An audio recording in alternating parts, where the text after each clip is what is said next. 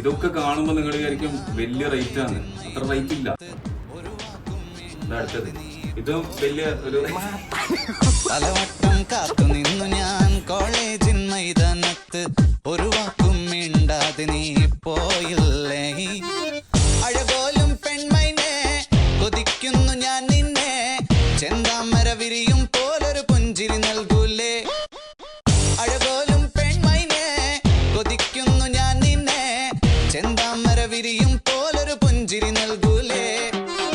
പലവട്ടം കാത്തു നിന്നു ഞാൻ.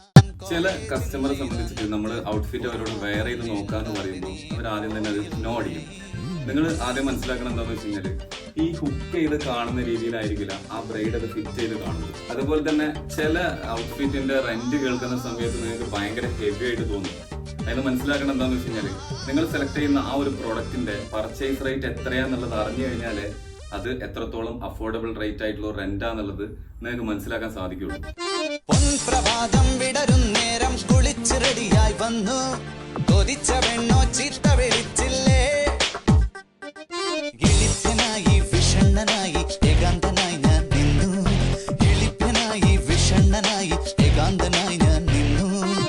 പലവട്ടം കാത്തു നിന്നു ഞാൻ കോളേജിൻ മൈതാനത്ത്, ഒരു വാക്കും മിണ്ടാതെ നീ പോയില്ലേ. ഹെവി റേറ്റിൽ വരുന്ന എന്നാൽ അഫോർഡബിൾ ആയിട്ടുള്ള ഒരു റെന്റോട് കൂടിയിട്ടുള്ള കുറച്ച് കളക്ഷൻസ് ഞാൻ കാണിച്ചു.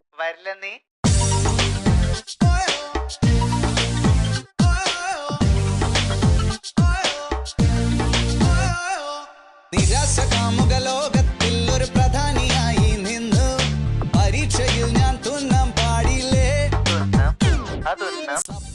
കുക്ക് ചെയ്ത് കാണുന്ന ഫീലായിരിക്കില്ല നിങ്ങൾ ഫിറ്റ് ചെയ്താൽ കിട്ടുന്നത്.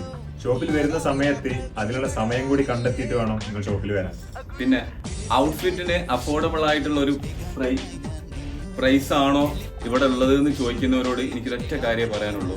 മുമ്പ് വോസ്വോഗിൽ നിന്നും പർച്ചേസ് ചെയ്തിട്ടുള്ള കസ്റ്റമർ ആയിട്ടുള്ള ഫോളോവേഴ്സ് ആയിട്ടുള്ള ബ്രൈഡ്സ് പറയട്ടെ എത്രത്തോളം അഫോർഡബിൾ ആയിരുന്നു എന്നുള്ളത്. കൊല്ലലല്ല എൻ്റെ ഉദ്ദേശം, വളർത്തലാണ്, നിലനിൽക്കുക എന്നുള്ളതാണ്.